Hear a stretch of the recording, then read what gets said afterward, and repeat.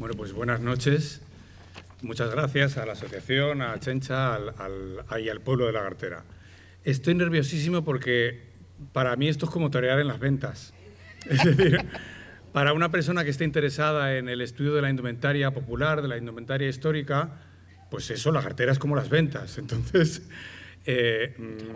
sí, claro. Por razones que no tengo por qué explicarlas, porque yo creo que es un pueblo que es consciente del patrimonio que tiene y de la importancia que tiene.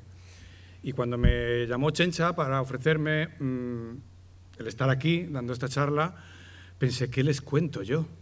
¿Qué les cuento yo a las personas que son las que normalmente nos transmiten la información a los que investigamos? ¿Qué les puedo contar que no sepan? Entonces, bueno, lo que voy a tratar es de dar mi punto de vista de por qué la indumentaria lagarterana o garterana, como decís vosotros, si no os importa os tuteo. Sí. Aunque igual debería trataros de usted, pero os tuteo porque me va a resultar más ágil el poder hablar así, ¿no? Explicar un poco por qué considero que es importante y que trasciende la importancia que tiene para el propio pueblo, que eso es obvio, ¿no? Los lazos emocionales, de patrimonio, etcétera. Pero también tiene una importancia capital para los que estudiamos la indumentaria en el resto de España o en cualquier otro ámbito. Esto es como el pueblo que tiene, por ejemplo, una iglesia románica, es importante para el pueblo porque es patrimonio del pueblo, además el pueblo la usa, porque es donde se hacen los oficios, donde la gente se casa, donde se bautiza, pero además ese interés trasciende fuera del pueblo porque tiene un interés artístico para el estudio de la historia del arte. Pues con la indumentaria de Lagartera pasa un poco lo mismo. Bueno, antes que nada voy a explicar el título, ¿no? La indumentaria garterana, he querido utilizar el adjetivo local, y un título un poco largo, Registro ordenado de 5 siglos de vestimenta campesina hispánica. Voy a intentar de explicar un poco esto para centrarlo.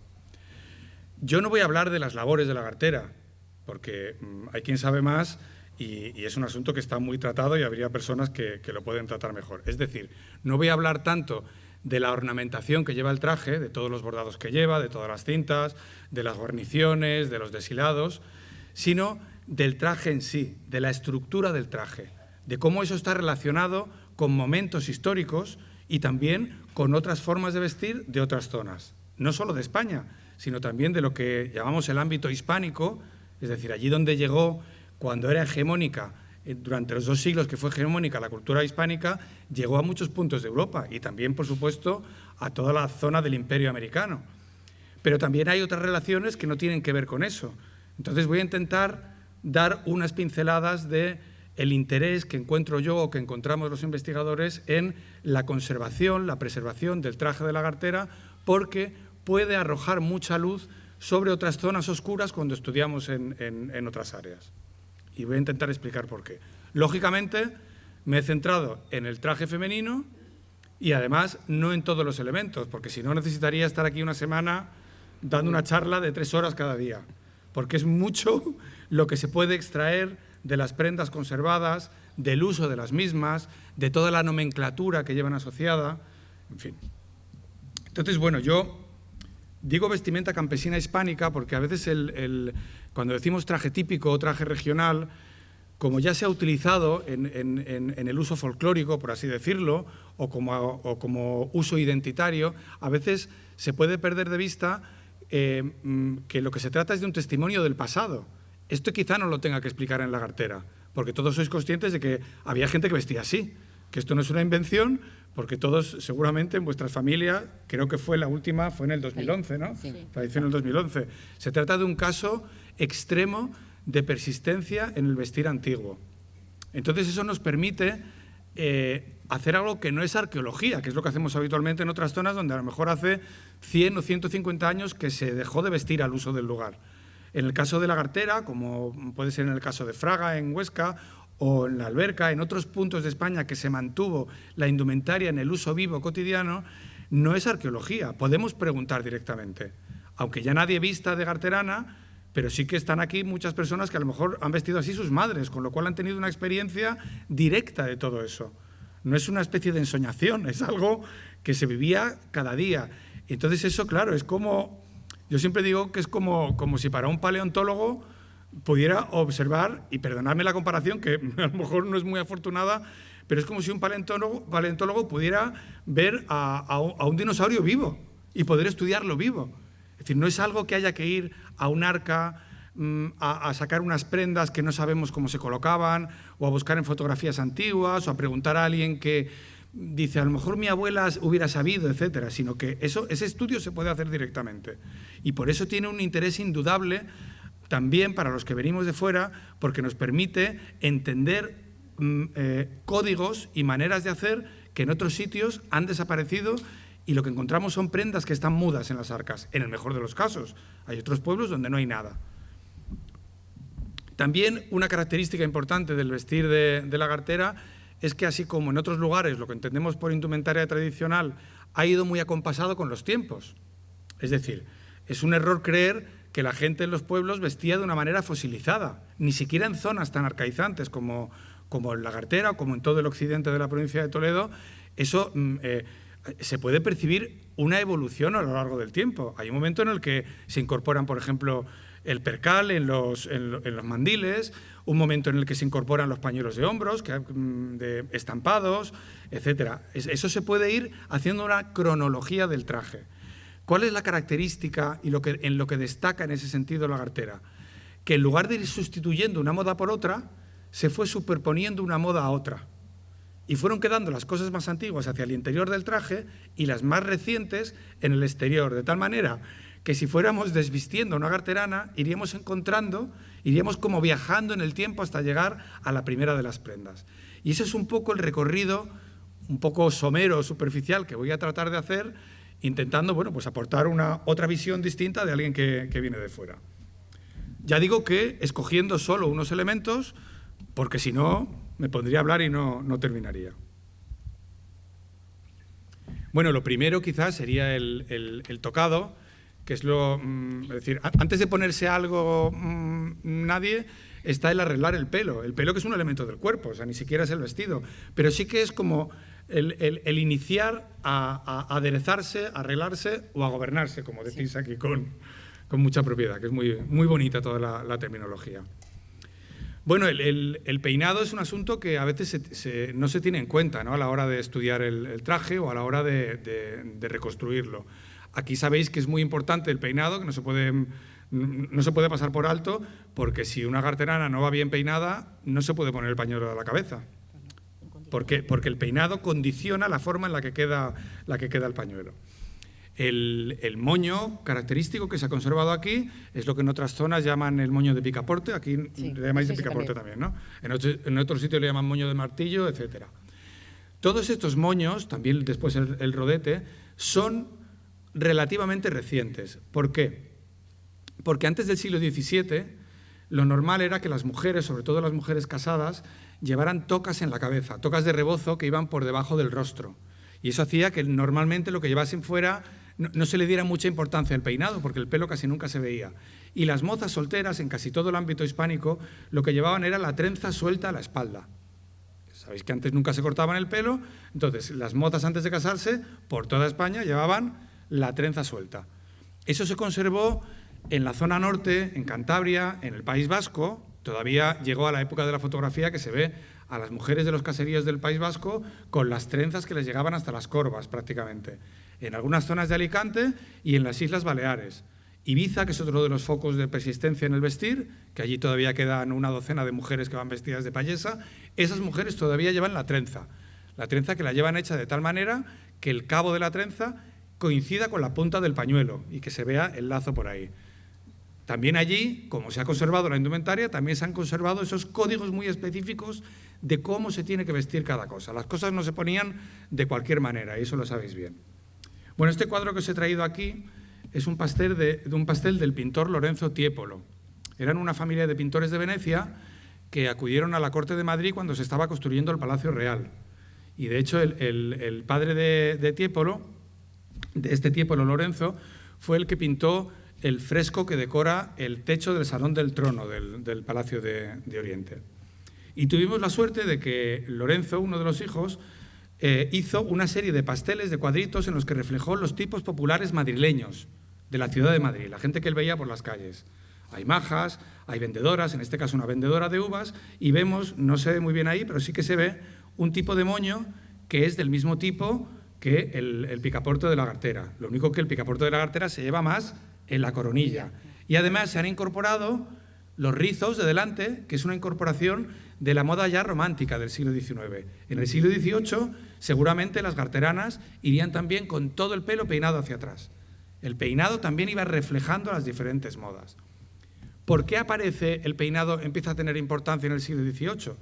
Porque dentro del ámbito hispánico se empieza a estilar que se vea el pelo. Sobre todo entre las mozas jóvenes, que antes era una cosa que estaba peor vista, pero incluso también hay un momento en el que incluso las casadas empiezan a lucir el pelo. Y eso hace que tenga importancia cómo va peinado, que no sea simplemente de cualquier manera la trenza enroscada, sino que empieza a complicarse. Hay zonas, por ejemplo, si nos vamos más hacia La Mancha, el picaporte se hacía con una trenza de pleita que a veces podía llegar a tener hasta 30 ramales. Entonces se doblaba sobre la cabeza y quedaba como si fuera una peineta muy amplia. En otros sitios se incorporan, no es el caso de la gartera, pero sí, por ejemplo, en Oropesa y pueblos de alrededor, se incorporan también con la moda romántica los rodetes, los rizos enroscados sobre las orejas. Esa cosa que parece que hoy es solo de las valencianas, pero que también se dio por toda España. La gartera, como es un foco conservador en el vestir, no llegó a incorporar esa moda. Pero aquí vemos un poco cómo ese origen de ese peinado de picaporte que en la gartera se lleva más arriba. Pero quiero centrarme en eso que os decía de las tocas de rebozo. A la izquierda vemos un cuadro de finales del siglo XV. Esa sería la moda del siglo XV, contemporánea más o menos a los reyes católicos. Está a la derecha de la gente lo está viendo a la claro, izquierda, ¿no? claro, La gente lo está viendo como yo, claro. A la izquierda, sí, es la que está a la izquierda del todo. La toca de rebozo era simplemente una tira larga, una tira muy larga, como si fuera un fular de lienzo, solía ser, dependiendo de si era gente de pueblo, era el lienzo casero.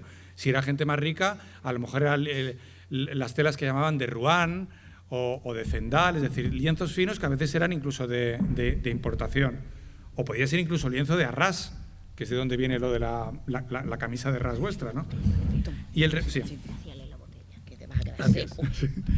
rebozo, para que nos hagamos una idea, el pañuelo que se llama hijab, que llevan las musulmanas, sobre todo las chicas jóvenes, que se les ve la cara, pero que lo llevan por aquí por debajo, las tocas venían a ser eso. Había normalmente una pieza que se colocaba rodeando la cabeza, bien apretada, y encima de esa era donde se prendía con alfileres el rebocillo ese por debajo de la barbilla. La fotografía que veis en el centro son dos mujeres de Cerdeña. La isla de Cerdeña perteneció a la corona española hasta el siglo XVIII. Y entonces su manera de vestir está más relacionada con las modas españolas que con las modas italianas, que es a donde pertenece ahora mismo. Y de hecho, como estaba tan separada de la península, allí se conservaron modas que en la península fueron evolucionando y que allí se quedaron como fosilizadas.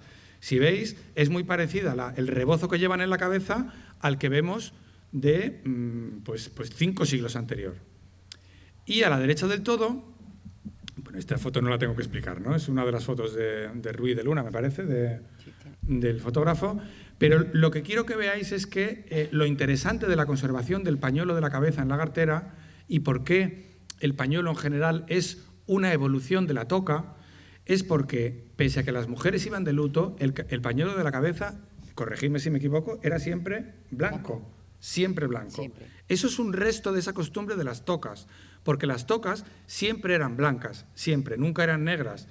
Y lo mismo que, por ejemplo, en los hábitos de monja, la toca, que es la parte blanca esta que llevan, sigue siendo blanca. Esto es una costumbre muy antigua porque el blanco no rompía el luto. Tampoco se teñían las camisas de negro cuando se iba de luto. Es decir, aunque se llevara toda la ropa de negro, el blanco no rompía el luto. En algunas culturas del Mediterráneo, como los musulmanes, o los judíos también, sigue siendo un color de luto, el blanco. Es decir, ellos se ponen de blanco absoluto en lugar de ponerse de negro. En realidad, la costumbre de vestirse de negro para el luto es una costumbre posterior a la Edad Media. En la Edad Media también está documentado que para los lutos se iba de blanco total. Esa especie de ausencia de color que también es el blanco.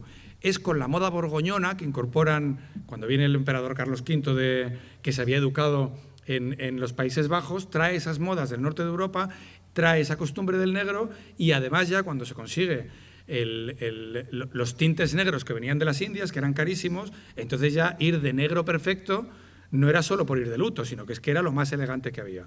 Pero lo interesante de la gartera es que en el pañuelo de la cabeza se ha conservado ese espíritu de la toca antigua. Incluso a veces se podía ver también, a veces también se lo ponían, ¿no?, cuando hacía frío, rebozando por debajo de la cabeza, atado, etc. Entonces ahí se ve muy claramente, veis, por ejemplo, a la izquierda tenemos un cuadro de Antonio Ortiz Echagüe, familiar del fotógrafo, que pintó este cuadro en Cerdeña, donde las vemos a ellas con las tocas de la cabeza y al lado, pues un corro de costura también, en el que, independientemente de la edad, todas van con su pañuelo blanco. Ahí tendríamos una pervivencia de un uso antiguo, aunque con una prenda algo más moderna. No me voy a meter en la espumilla porque eso daría también para otra charla. También quiero deciros que en cualquier momento me podéis interrumpir, preguntar cualquier cosa, expresar una duda, discutir cualquier cosa, lo que queráis. Bueno, la primera prenda que se pone sobre el cuerpo es la camisa. La camisa es una prenda que se puede rastrear hasta la antigüedad prácticamente. Es una prenda que está unida al mismo cultivo del lino. El lino ya sabéis que es la fibra más resistente que se conoce, porque las fibras modernas, sintéticas, todavía no ha pasado el tiempo suficiente como para que sepamos si se degradan o no, mientras que tenemos la constancia de las momias egipcias que están envueltas en vendas de lino y allí se han conservado con la sequedad del clima desértico y todavía tiras de ellas y no se rompe. O sea que es como decían antiguamente las hilanderas de lino, sale un hilo eterno, decían, ¿no? Bueno, pues entonces la camisa nos remitiría a las modas más antiguas. Tenemos constancia de que en la antigüedad normalmente las prendas cortadas eran de lino y encima lo que se ponían eran piezas cuadradas para abrigarse ya de lana, pero normalmente nadie se vestía de lana directamente, porque la lana sobre la carne es un suplicio, entonces había que poner una prenda primera. Y en muchas culturas y en muchos momentos de la historia, incluso en el buen tiempo, solo se llevaba la camisa o una pieza paralela a la camisa. Bueno, os he puesto este ejemplo aquí de la camisa más característica. Las camisas más antiguas medievales, que eran lo que luego se llamaron las camisas moriscas, en el mundo, en los reinos hispánicos, eran camisas que tenían la manga muy ancha. Incluso a veces el cabo de la manga podía llegar hasta el suelo. Eso era una costumbre que venía, en efecto, de la época musulmana y también venía de esa época la costumbre, que entonces no se conocía en Europa, de bordar, de labrar las camisas. Se labraban las camisas, sobre todo, por el cabezón, por el pecho y en las mangas. La costumbre de labrar todas las mangas se conservó en España, en parte de Salamanca, en Segovia, y aquí veis a la izquierda un ejemplo de una camisa de Landévalo, de Huelva. Y de las niñas aquí también. Aquí bueno, es verdad que aquí van también con las de la niña. Lo que os he puesto arriba a la derecha es en el oriente de Europa, en toda la zona de los Balcanes, etcétera, allí sí que se conservó ese corte antiguo de la camisa medieval o bizantina con las mangas anchas. Y veis cómo allí se siguieron bordando las mangas, además se bordaba el ruedo de la camisa y en este caso también se bordaba la pechera en color, que veis que recuerda también un poco al bordado de la abertura de la gorguera, que es una de las originalidades de la indumentaria de la gartera y de esta área, ¿no? Os lo he puesto aquí como ejemplo de cómo a veces lo que no se ha conservado en una zona, en otros sitios han continuado corriendo los siglos y allí se dio. Los camisones de hombre también llevan bordado ahí sí, por abajo. Os he puesto también la camisa esta de Landévalo, la que va bordada en colorado, porque a partir del siglo XVI se va perdiendo la costumbre de las camisas de esa manga desbocada y ya se empieza a recoger el puño. Ese sería un poco el origen de todas las camisas de por aquí, que ya tienen un puño recogido y bordado.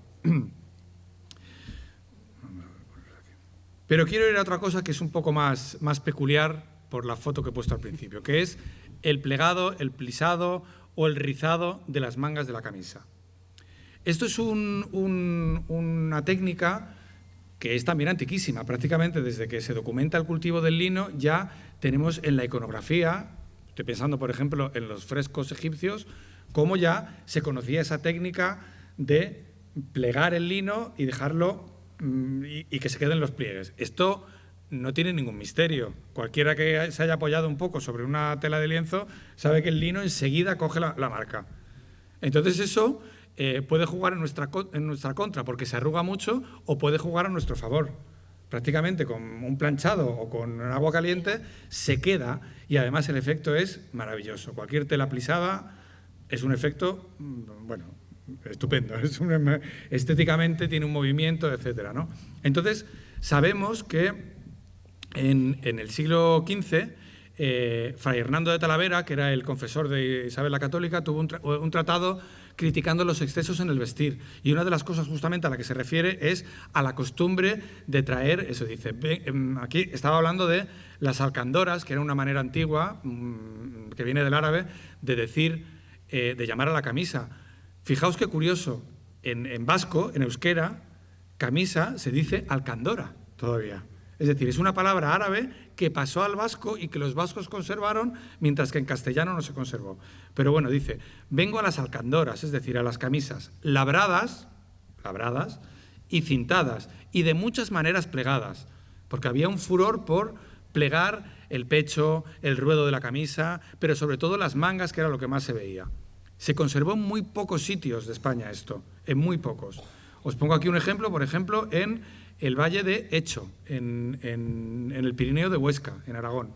Ahí hay dos valles, Echo y Ansó, también muy conservadores en la indumentaria. De hecho, el corte del traje femenino es incluso anterior al del resto de España, porque se mantiene un vestido talar con fruncido aquí bajo el pecho, que es lo que estáis viendo ahí, esa basquiña.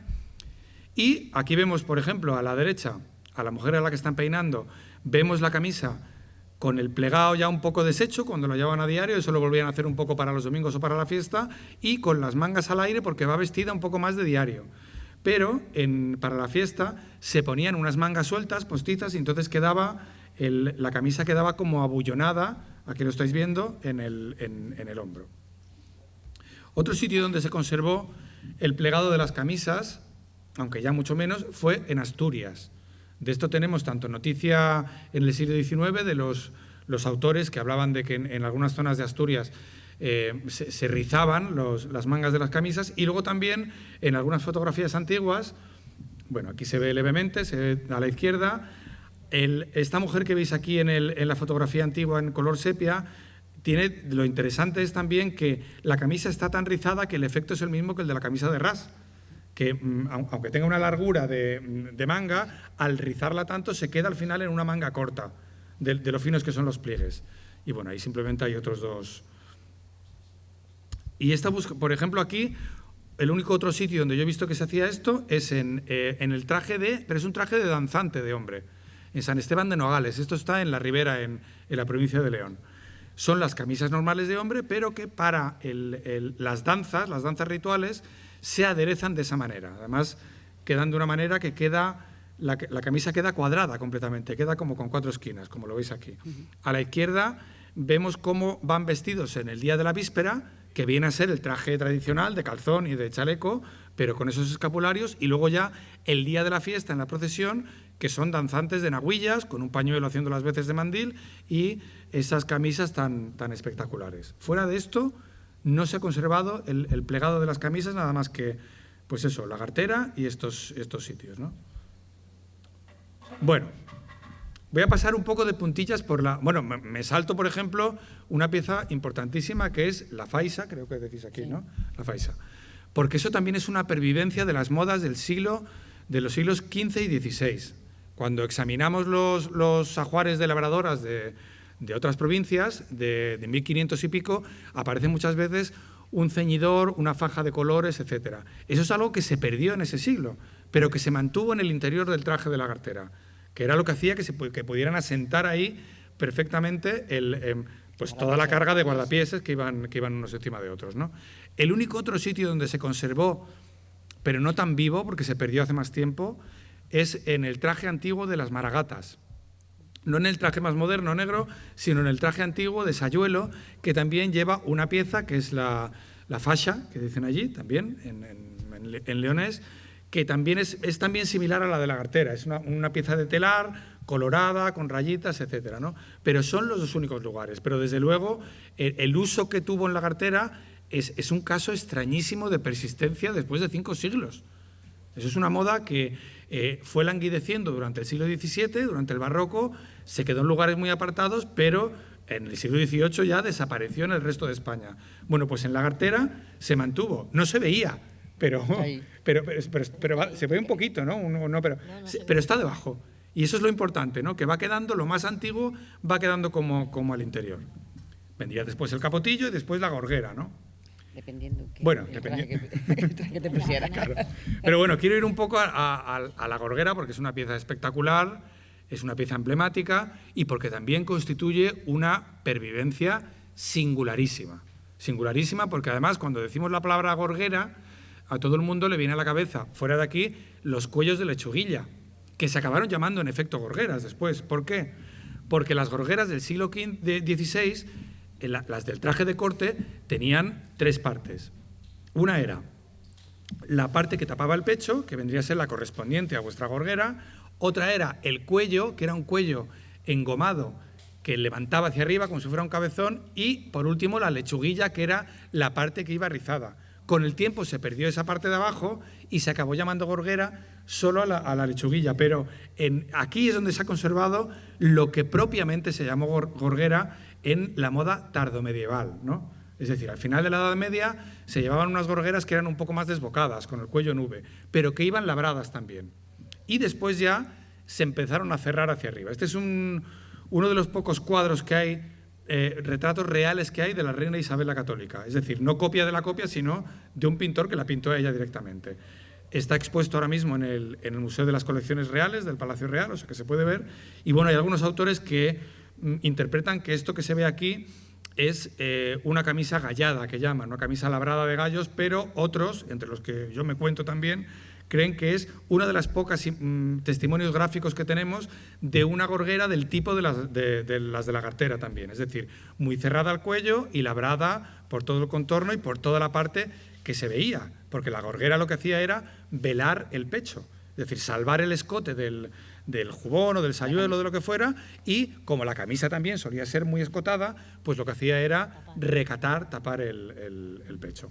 Lo que os he puesto al lado es para que veáis cómo a veces lo que queda en algunos sitios como una moda peculiar, en otro tiempo pudo ser una moda más extendida, que se fue quedando relegada a esos sitios más apegados a la tradición.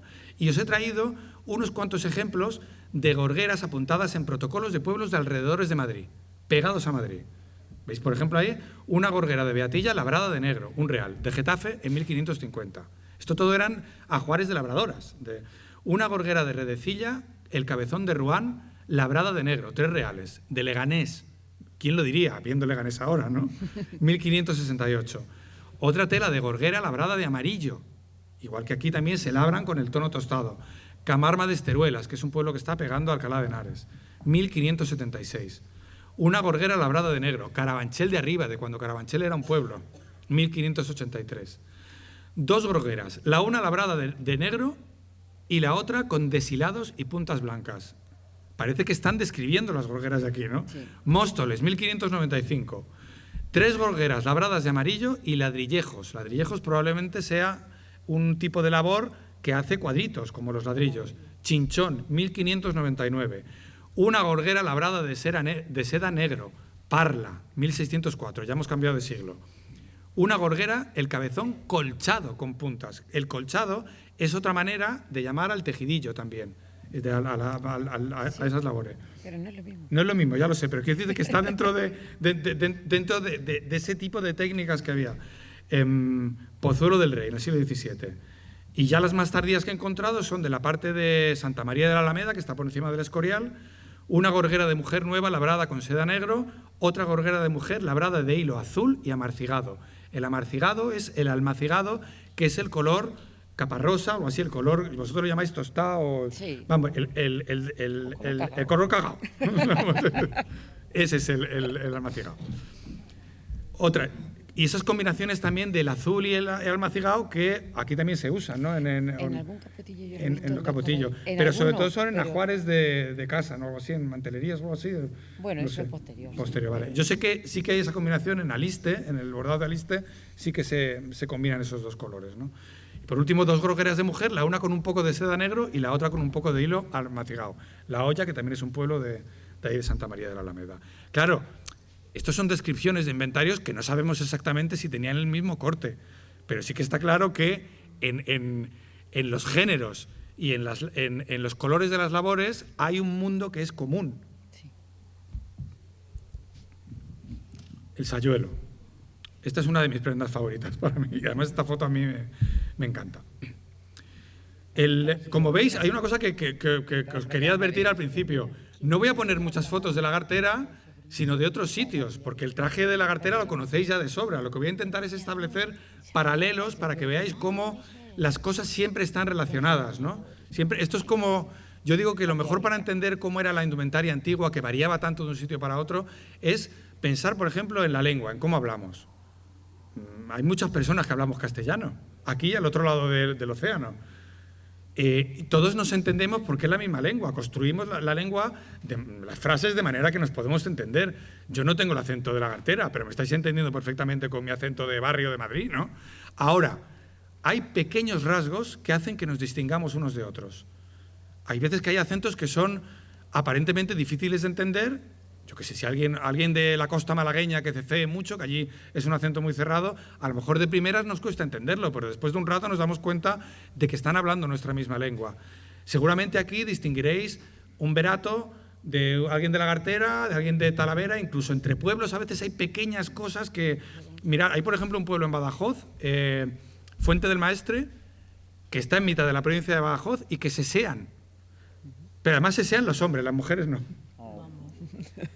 Y entonces parece ser que esto es, los hombres eran arrieros que iban muchísimo a Sevilla y entonces acabaron adquiriendo el seseo sevillano, pero las mujeres, como estaban en el pueblo, no. Hablan más como en el resto de la tierra de Barros. Es decir, que a veces se daban fenómenos que eran solo de un sitio, solo de un lugar, pero siempre dentro de unos rasgos comunes. Bueno, pues con la indumentaria pasaba un poco así. Había amplias zonas donde se hablaba igual y de repente a lo mejor un pueblo donde... en una zona donde eran más yeístas pronunciaban la L a la castellana, que creo que aquí en la Gartera se pronuncia la L como en Castilla la Vieja. Sí. Sí. Y hay zonas, por ejemplo, a lo mejor cerca que son más toledanos, dicen más pozo gachina. Sí, así, ¿no? En todos los pueblos por ejemplo, o sea, hay cosas que en algunos sitios sí, en otros no, pero siempre hay sobre un fondo común, ¿no?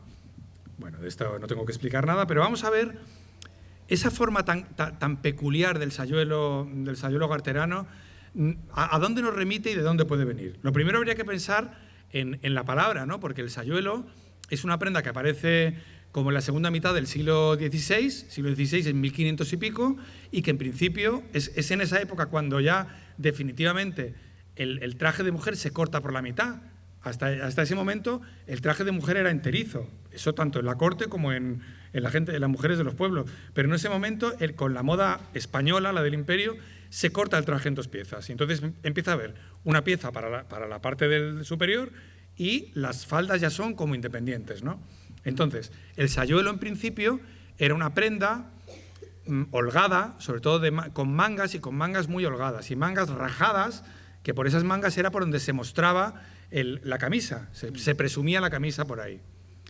Entonces, claro, el sayuelo garterano no tiene mangas. ¿Por qué? Porque también había sayuelos con las mangas de quita y pon, independientes. Y probablemente de una variedad de esos sayuelos proceda el sayuelo garterano, perdió las mangas en un momento y se quedó ya el nombre en la prenda. Entonces, eso no quiere decir que esté mal dicho así, sino que cuando estudiamos en etnografía, lo que intentamos es registrar de qué manera se llaman las cosas en cada sitio. No hay cosas que estén mal dichas o bien dichas, sino que las cosas son propias de un sitio o no propias. Y es interesante que se mantenga así, porque eso a nosotros nos ilustra, nos puede iluminar acerca de cosas que tenemos oscuras, que no entendemos. Y en este caso está muy bien llamado así el sayuelo, porque además conserva un corte de modas muy antiguas. ¿Hasta dónde podemos rastrear ese corte en el que el escote parece que sube hacia arriba en el centro? Pues remite justamente a las modas cortesanas del siglo XVI.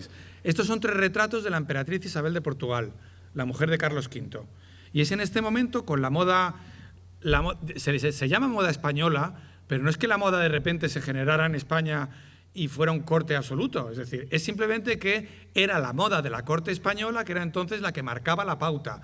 Pero es una moda que a su vez recoge modas italianas, modas francesas, es decir, no había un corte entre una corte y otra, sino que era una moda general europea que, dependiendo del momento, pues el foco que irradiaba la moda estaba en la corte española, después pasó a la francesa, después pasó a Inglaterra, etcétera, y se iba moviendo. Entonces aquí están embebidas modas italianas, modas hispánicas, etcétera. Pero sí que podemos, veis, tenemos también ahí el corte ese de la punta que tiene el sayuelo, que es una punta que va... ¿Cómo se llama? Jaldeta. La jaldeta. Me va a ir apuntando, Chencha, la jaldeta. Qué interesante. Ese corte de ahí, que sí que es algo que acaba difundiendo la moda española y se acaba quedando en algunos trajes populares, ¿no? Y también ese escote muy desbocado, vemos que, por ejemplo, los ¿cómo le llamáis? ¿Tirantes, sombreras? Los brazales, qué bonitos. Es que los brazales del sayuelo van prácticamente, o sea, no van como en otros justillos que van más pegados al cuello, sino que van muy desbocados, prácticamente. Por eso es necesaria la gorguera.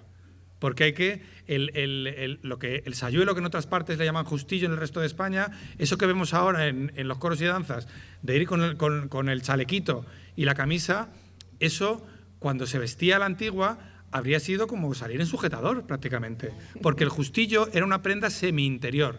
Se podía ver siempre que el escote fuera velado. En algunos sitios colocaban un pañuelo encima y en otros sitios lo que ponían era una prenda que velaba entre la brazalera y la camisa, para que la parte de arriba de la camisa no se viera, porque eso era como ir como semidesnuda. Entonces, en algunos sitios se metía un pañuelo debajo de las brazaleras. En el caso de la gartera, perduraba el uso de la gorguera, que es un uso más antiguo. Pero claro, había que velar todo eso. Pero bueno, nos remite a esa moda. Estamos hablando de hace pues casi 500 años, ya, vamos, 500 años directamente. 5 siglos de pervivencia. ¿Veis, por ejemplo, aquí vemos a la izquierda abajo, en otras zonas de España, ese corte en punta, aunque el escote no sea el mismo, esto es un jubón de Valencia. En toda la zona de Valencia, parte de Aragón, Cataluña, una parte de Murcia, se mantuvieron, esto ya es una moda del siglo XVIII, pero el pico ese todavía remite a las modas más antiguas, del XVI y del XVII. Aquí vemos que ahí, para reforzar la prenda, porque claro, eso tenía que hacer el cuerpo, lo que hacían era embarar toda la parte frontal, a veces incluso la parte de atrás. Claro, en la corte lo hacían con ballenas, pero las ballenas, que son las barbas de la ballena, eran carísimas. Entonces en los pueblos lo hacían con varas de olivera, con esparto, con lo que tenían a mano, era con lo que, cuando se abren estas prendas, lo que encontramos era los materiales que tenían en el entorno para... Yo no sé si aquí el sayuelo va... Se empasilla. ¿Sí? Se empasilla. Se empasilla con una tela sobre otro paño. O sea, se va entelando claro. y al recoser, claro, con las costuras, es como los cuellos de las capas que se quedan alzados con las costuras. Se queda armado, claro, se queda armado, sí. Rígido. Bueno, pues vemos arriba un justillo y abajo un jubón. Y a la derecha, otro foco de pervivencia, que es la alberca en Salamanca, vemos uno de los pocos ejemplares que quedan de un sayuelo, esos sayuelos de mangas que os digo, ¿no? Aquí no se ve bien, pero por abajo esa costura que llevas, porque ahí va abierto y por ahí se mostraría las mangas de la camisa. Pero veis que también tiene esa forma del escote en pico que nos recuerda también al sayuelo de la gartera, ese pico que sube para arriba, que es esa moda tan antigua, tan antigua. Y en este caso también lleva el pico de atrás. Es como si saliera de ahí... Se verían ahí los gallos y salieran de ahí las brazaleras que salen de atrás, ¿no? Pero en este caso sí que es con la manga. En la alberca en general, en el traje de vistas, ya hace tiempo que se sustituyó el sayuelo por la jubona, pero este es uno de los pocos sayuelos que se conservan en el Museo del Traje de Madrid.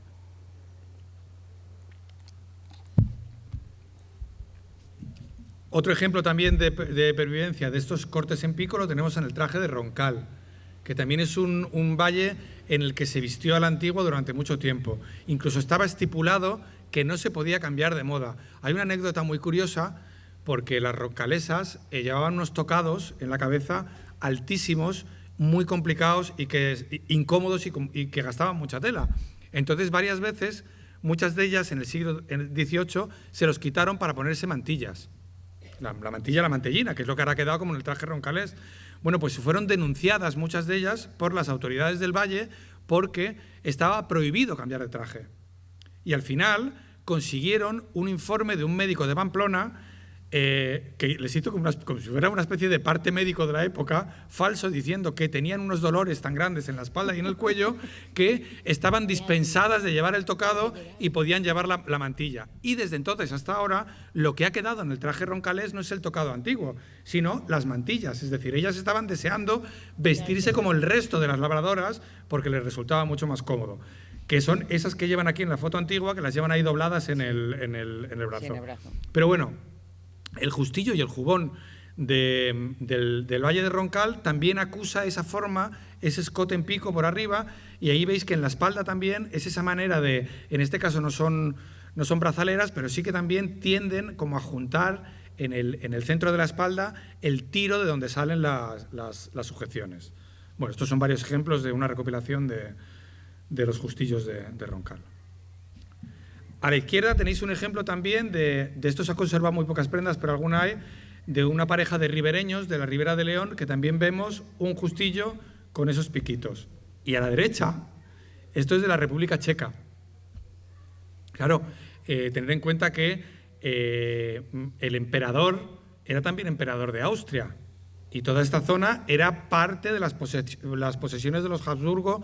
Quiero decir con esto que la moda esa hispánica llegó a todas partes y también se mantuvo en otros sitios, ¿no? Pero veis también cómo, es decir, el aspecto final de la prenda es completamente distinto. Pero el espíritu que está debajo, la estructura que está debajo, viene a responder, a remitir a una moda que en un momento determinado, hace 5 siglos, se extendió por todo el continente europeo y que quedó en algunos enclaves más conservadores. No sé ni cuánto tiempo llevo, ni si me estoy enrollando mucho. Todavía no llevas 1 hora. No. Bueno, no sé cómo están estos. Si están entretenidos, ¿no? Bueno, aquí veis unos ejemplos, quizá los más similares, que son, esto es el corpitu, le llaman, de la isla de Cerdeña. Que veis que incluso hay un concepto en el hecho de... Aquí les llamáis a esto, estos son los debederos. Estos son los debederos. Es decir, ese adornar la costura para tapar la costura, pero a la vez reforzarla, y el hacer de algo que es una costura, hacer un adorno que en principio podría ser innecesario, pero que lo que hace es... Es que aquí lleva parecido a una ballena, ¿sabes? Como al unir las 2 piezas, las 3 piezas, haces como una ballena. Hace como una ballena, claro, lo refuerza más y todavía hace que... Ahora últimamente, cuando la gente se pone trajes regionales y no arma los justillos, pues es que va la cosa, y no, es que para vestir un justillo hay que ir, pues como cuando se ponía en el corsé. El sayuelo te tiene que estar pequeño. Exactamente, yo digo, si vais bien, si llevas un jubón bien cortado, no puedes pegar el codo a cuerpo, porque se queda acodado eso. Pero es que era otra moda, era otro concepto. A la gente dice, ¿pero cómo podían ir tan incómodos? Bueno, pues ahora también la gente va con tacones de aguja. Y no hay nada más antinatural que eso. Pero cada época tiene su incomodidad para presumir, ¿no? Pero bueno, quería traeros este ejemplo porque también responde un poco también a ese concepto de cuando la seda era un género caro. Entonces, claro, hacer un guardapié de seda, pues se hacía el guardapiés de vistas o el de la novia o algo así, que era algo que se ponía muy pocas veces. Pero entonces se reservaba la seda para esas prendas que eran más pequeñas y que se podía presumir ahí. Yo conservo cosa curiosa, porque en Asturias mi madre es asturiana, allí se conserva muy poca ropa, pero yo tengo el justillo de seda de mi tatarabuela. Eran gente muy pobre, porque vivían en el monte y se dedicaban a hacer madreñas, calzado de madera, pero pues de cuando iban a lo mejor y vendían un par de madreñas, lo gastaban en ese corte pequeño de seda para hacer el justillo, pues que sería seda toledana o seda valenciana o de donde fuera, ¿no? Pero aunque el resto del traje fuera de paño echado en casa, en el justillo reservaban la seda. Y algo de eso hay también en el sayuelo, que esos cortes de la seda del tisú y todo eso, que era lo más caro, pues claro, un guardapié de tisú no se hacía, pero se presumía en el sayuelo, aunque fuera ese poquito, quien más quien menos tenía su cachito de seda que presumía. Bueno, pues estos son un poco esos estilos del corpitu. He querido poner jugón porque es como se dice aquí y en muchas partes de Castilla. Así que esto es lo correcto, ¿no? Esta foto es ahí. Lo verás. Esta foto está en el Museo Soria, vamos, es del Museo Soria. Es ahí delante Esta justo, foto, fíjate no, esto. ahí por dentro de casa. Por dentro de casa. Luego la verás. La misma ventana. Bueno, Las mujeres no, ¿eh? vamos, o sea, ya tenemos elementos, es decir, ahora vamos a dar un poco un salto, vamos a pasar del siglo XVI al siglo XVIII, porque el jugón de la Gartera también reúne elementos, o sea, siempre vamos a ver esa dinámica o esa inercia en la Gartera que es, se van incorporando nuevas modas, pero no se abandonan las anteriores. Entonces lo que hay es siempre como una especie de traducción al lenguaje local. Yo voy a adoptar la moda del pañuelo, pero el pañuelo no nos lo vamos a poner como se las ponen en la sierra, no sé dónde, sino que va a tener una manera especial de ponerse. O le vamos a añadir algo. Esto no es algo que se hiciera, esto no es que se juntaran en cónclave, ni aquí ni en ningún sitio, y decidieran, vamos a hacerlo así.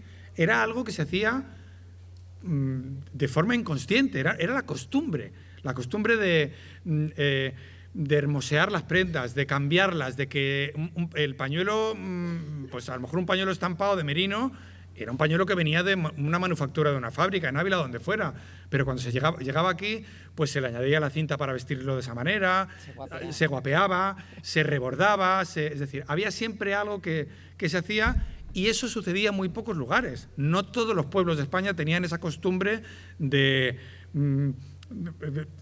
echar el resto sobre el traje. O sea, eso ya lo sabéis, ¿no? Entonces, eso le añade interés también porque nos permite, es una especie de libro en el que vamos leyendo. Entonces, vamos a rastrear un poco de dónde vienen los rasgos característicos del jugón de la Gartera. Ya os he dicho que en el siglo XVII probablemente, si hacemos un rastreo, en la documentación de archivo seguramente nos aparecerán sayuelos con mangas también en la Gartera, de ese otro estilo que hemos visto en el de la alberca. En el siglo XVIII es cuando aparece el jubón de manga apretada. Aquí tenemos otro cuadro a la izquierda de Tiepolo, de una vendedora de caza, en las calles de Madrid, y veis, ahí de ese siglo, del siglo XVIII, viene esa moda del jubón de la manga apretada y luciendo los botones de filigrana desde el puño hasta el codo. Aquí lo vemos en una variante más sencilla, probablemente de paño, pero también los botones de filigrana y en el caso, bueno, en la foto no se ve bien, pero lo tenéis en la cabeza todos, cómo es el jugón, ¿no? Es decir, esos terciopelos de rizo también, que aparecen también mucho en la documentación de... Yo sobre todo, los ejemplos que suelo poner son de Madrid porque es mi ámbito de trabajo, es donde más trabajo en la provincia de Madrid, ¿no? Y es muy curioso ver cómo a veces leo descripciones de jubones que dicen un jubón de terciopelo rizo con 2 docenas de botones de filigrana de plata, del puño al codo. Y parece que estamos leyendo, a veces incluso dice, con las portezuelas guarnecidas de esterilla de oro, que es la guarnición, como aquí, que las que llevan aquí también, que lleva una randa a lo mejor, una punta de España. Lleva la punta de España, el galón y luego una cinta de tapiz rebordada. Sí, pero vamos, que es la costumbre de adornar aquí el eso. Es que ahí se ve mal. Bueno, aquí se ve mal, pero bueno, sabéis un poco. Pero ahora quiero ir a otra cosa. Es decir, de todo lo que se podría hablar del jugón, quiero ir, aparte de la manga, a la costumbre de llevar el jugón abierto. Normalmente hay otros sitios donde el jubón es una prenda cerrada, que va cerrada con un cordón o con corchetes, y luego encima va el pañuelo. O a veces, como en la zona de Burgos, de Soria, etcétera, va muy escotado, pero también va cerrado en la cintura. Y sin embargo, en la Gartera, como en otros sitios, el jugón se lleva suelto, sí. Pero va apretado aquí. O cogido aquí, pero va luciendo todo esto, ¿vale? Eso es una moda también del siglo XVIII. Se ve mucho, por ejemplo, en los cuadros de Goya, que aquí no he traído ninguno, pero es esa moda de traer el sayín, que llamaban, que era esa especie de jubón de aldillas, que llevaban las majas, lo llevaban siempre suelto para lucir la cotilla, que era el justillo. La cotilla sería la prenda correspondiente al justillo de otras partes o a vuestro sayuelo, ¿no? Entonces, incluso a veces ya se cortaba de tal manera que no se pudiera abrochar. Es decir, aunque llevara todos los aderezos para abrocharlo, no se abrochaba porque la costumbre era esa. Veis, por ejemplo, aquí tenemos a la derecha un cuadro muy famoso que es la Marquesa de Llano en un baile de disfraces que fue vestida de maja. Hay otro título del cuadro que es vestida de manchega, pero no va vestida de manchega. Eso es un título que se puso 100 años después de un historiador del arte porque le pareció que iba vestida de manchega, pero hay luego otro testimonio de cuando le preguntaron, ella fue también a un baile en Viena vestida así y le preguntaron que de qué iba y explicó cómo era un traje de maja con su montera, etcétera. Aparte de que tenemos testimonios, pero bueno, eso sería la moda más cortesana. Y a la izquierda tenemos una mujer de Galicia, del pueblo de Muros, con el traje antiguo, que vemos que también lleva una especie de trasunto, un jubón abierto y debajo el justillo que llaman allí y un pañuelo debajo del justillo cumpliendo la misma función que la gorguera. Para que no se vea la camisa hay que poner siempre una pieza. En este caso ya no es una pieza per se como la gorguera, sino que es un pañuelo, ¿no? Pero eso lo podríamos remontar a esa moda del siglo XVIII que modifica las maneras de vestir y de entonces viene lo de llevar, veis por ejemplo, a la izquierda tenemos un conjunto de, aunque no se distingue bien, de sayín y justillo de un pueblo de Zamora que se llama Villar de Ciervos, que también ahí vemos que ya el sayín directamente es que queda, las puertas van como hacia atrás, es que no se podría cerrar aunque quisieras, porque no está cortado de tal manera que cierre. Y a la derecha tenemos a una ama de cría de Palacio, esta me parece que fue de Isabel II, Francisca Ramón, que era, sabéis que a las amas de cría, que solían ser pasiegas o de Cantabria, cuando iban a servir a Madrid o a las casas ricas, y sobre todo si iban a Palacio, lo que hacían era, les regalaban varios vestidos al uso de su pueblo, pero enriquecidos. Es decir, aquí lo que veríamos sería cómo iría vestida una mujer de Cantabria, que lleva la chaquetilla, el justillo y el pechero, que es eso que se ve por debajo del justillo, pero muy enriquecido porque estaba trabajando en Palacio, en la Casa Real, y no podía ir vestida como iba vestida en el pueblo. Pero responde también a esa moda, y quiero que lo veáis porque el hecho de que el jubón de la gartera sea corto también, eso es algo que lo podemos situar más o menos en las modas del romanticismo. Es decir, si nos remontáramos más atrás, probablemente las garteranas irían con un jubón de aldillas, que era como se llevaban, con almenillas por abajo. Pero el hecho de que sea ya más corto, eso nos lo sitúa, ahí ya podemos rastrear esa moda. ¿Veis? Como vamos viendo, son prendas antiguas que se van modificando a la moda. O sea, aunque la gente de la gartera fuera muy apegada a los usos antiguos, las modas llegaban y las modas se seguían, porque siempre la gente moza quería incorporar esa cosa que las distinguiera de sus madres o de sus abuelas. Incluso dentro de esa inercia conservadora en el vestir de la gartera, se iban produciendo pequeñas modificaciones. Más ejemplos. Por ejemplo, a la izquierda, estas son unas mujeres de Llanes, en Asturias, que llevan el dengue y sobre el dengue también el justillo, la chaquetilla, perdón, el jubón o la chaquetilla, cortado de manera que tampoco pueda cerrar y también corto. Y a la derecha es una mujer vestida de gala, en este caso jamuguera, que es una mayordoma del Cerro de Andévalo, en Huelva, que también lleva el monillo abierto. Lo interesante de los monillos de allí es que también llevan guarnecidos, como los de la gartera, con esas cintas de oro, esas puntillas, etcétera, y debajo se ve no se ve bien el justillo y todos los aderezos de relicarios, etcétera. Allí a la falda la llaman guardabajos, en lugar de guardapié. Y también suelen ser de seda rameada. Incluso nos podemos ir fuera de España. Tenemos a la izquierda una mujer de la isla griega de Corfú que también está jugando con la misma moda esa de principios del siglo XIX. Lleva debajo un cuerpo que deja a la vista la camisa, el pecho y una especie de chaquetilla que queda muy abierta y muy guarnecida. Y a la derecha una pareja del sur de Alemania también con ese tipo de cuerpos que son muy cortos, también de esa moda del romanticismo, y que van abiertos, que no llegan a cerrar del todo. Es muy diferente todo, pero tiene algo que lo va relacionando. Bueno, pasamos al guardapiés. ¿Decís guardapiés, guardapié? Guardapiés. Claro. Bueno, y aspiras la E, ya está. Pues el guardapié. Claro, del guardapié garterano se podrían decir miles de cosas. Entonces yo me he centrado en una solo, ¿no? O sea, podríamos hablar de cómo va cortado y cómo va cosido. Podríamos hablar de la evolución cuando va descendiendo la cruceta hacia abajo y va estrangulando la figura de la mujer y se convierte en una prenda que ya sí que identifica o sea, teniendo un origen común a cualquier saya fruncida, de las que llevaban las campesinas españolas.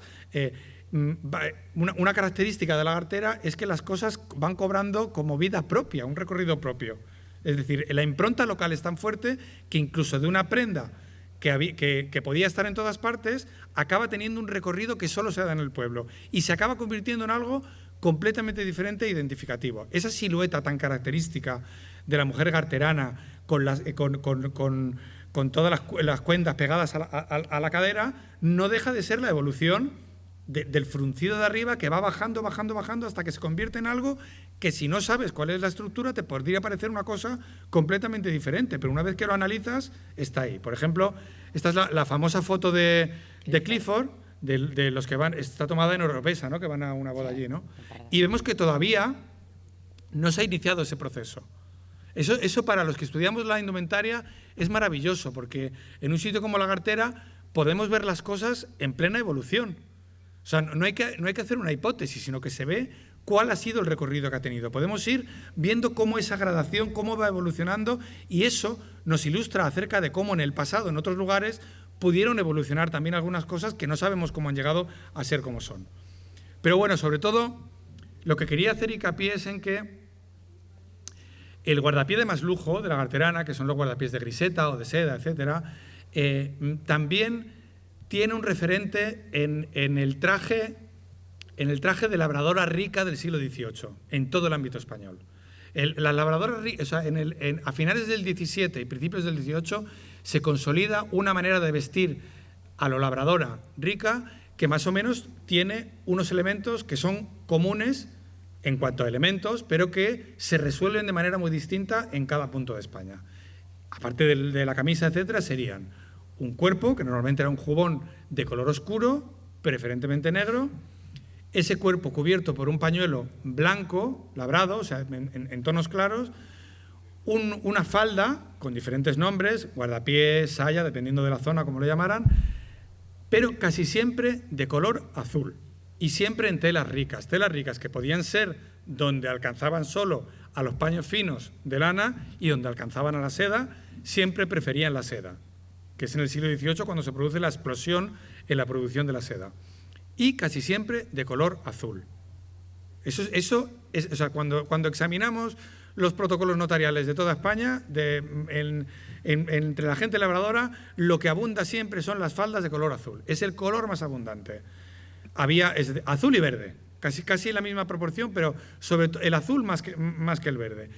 Eran tintes fáciles de conseguir relativamente y además era un tinte que permitía, no era el negro, que era a lo mejor demasiado apagado, los tonos pardos, pero era un tinte que se consideraba honesto, con lo cual podía servir para situaciones de muy diverso tipo. Mientras que los tintes colorados, aparte de que era muy difícil conseguir un color rojo que fuera persistente y por eso eran más caros, eran los colores de la mocedad, de la fiesta, podía ser un color comprometido dependiendo de si era una situación de respeto, etcétera, ¿no?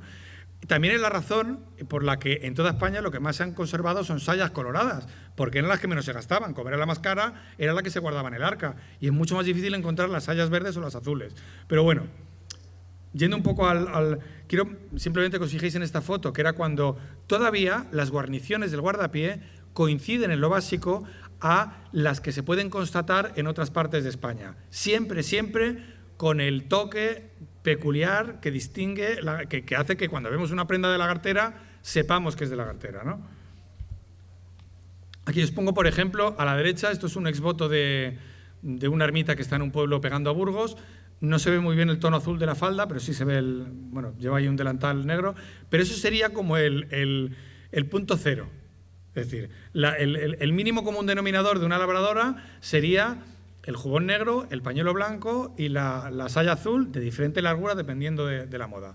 A la izquierda lo que tenéis es una señora de casa rica de la zona de Cangas de Narcea, en Asturias, que veis que aquí lleva su guardapié, esto sería de seda también, porque es una señora rica, aunque esté en Asturias, en este caso con un estampado, con un labrado, el jubón con el puño vuelto, el pañuelo de muselina, que se transparenta, y el rasgo local en este caso es que la toca de la cabeza la lleva puesta al estilo del occidente de Asturias. Es decir, es un pañuelo muy corto, con el nudo al lado y que queda, el pico, en lugar de caer hasta muy abajo, queda por arriba. Es decir, aunque sea una señora, también tiene un rasgo local ahí. Pero vemos que hay una relación entre una manera de vestir y la otra. Otros tres ejemplos os pongo. En el centro, aunque aquí lleva el manteo colorado, es una serrana de Miraflores de la Sierra, en la provincia de Madrid. Uno de los pocos pueblos donde se conservó hasta la guerra más o menos. Las serranas vestían todavía de serrana, pero además había la costumbre de un día del carnaval vestirse de serrana antigua. Y gracias a eso conocemos cómo era la moda de la primera mitad del siglo XIX, más o menos. Vemos también los elementos, el jubón negro, el pañuelo blanco. A la derecha del todo tenemos una labradora valenciana del Villar del Arzobispo, de la Serranía de Valencia.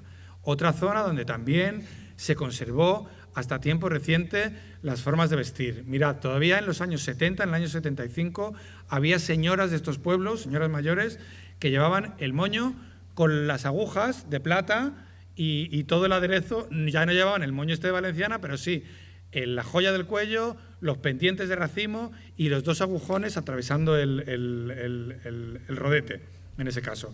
Y eso hace que se conservaran formas de vestir a la valenciana más antiguas. Allí vemos en lo que llaman allí el guardapiés, también de seda rameada, y veis que abajo lleva 2 cintas de plata y una puntilla de oro, que viene a ser el origen de esas puntillas que luego aquí en esta zona se acaban desarrollando hasta cubrir prácticamente todo el campo de la pieza, hasta que casi se cubra por completo la griseta. También quiero llamar la atención, aunque no sea la falda, en lo que llaman allí los floques, que son esas cintas bordadas con talcos que llevan a la espalda. ¿A qué recuerda eso? Las cintas nuestras. A las cintas del jubón. Sí. Muy probablemente, tanto unas como otras, sean un resto de los ataderos de los collares. Los collares antiguamente, las gargantillas de corales, de seda, no iban con broches, iban con la cinta. Entonces, esto es algo que ocurría constantemente en la indumentaria tradicional.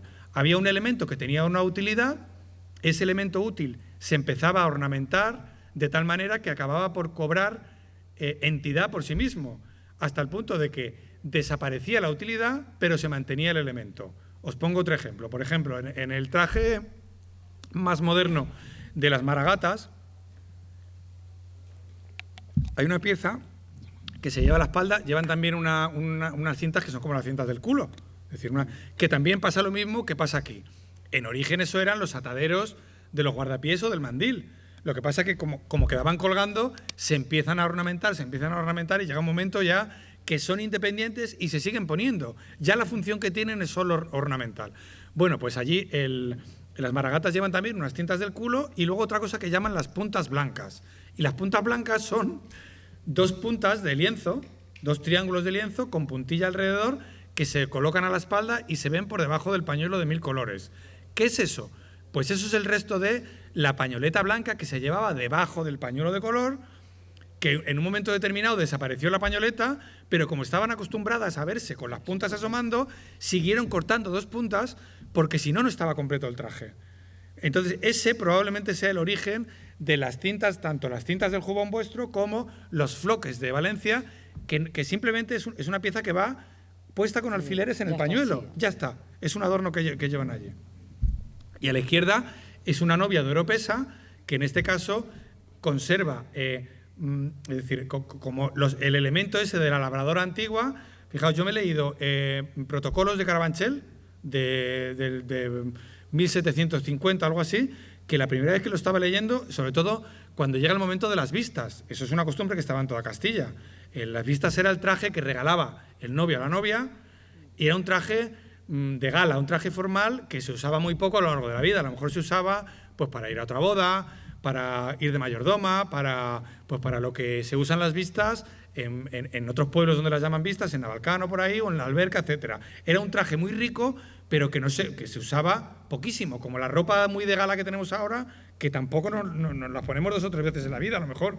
Entonces, eso es muy interesante porque cuando llega el momento del inventario, en la dote, cuando dice vistas del novio, o alhajas del novio, las llaman en otros sitios, o las joyas, eso lo que detalla es un traje completo y podemos saber cómo se vestía en esa época. Es decir, el novio estaba obligado a regalarle a la novia un traje decente, que se decía, entero, para que pudiera acudir a ceremonias determinadas bien vestida. Y entonces ahí podemos ver cómo es la evolución de la moda.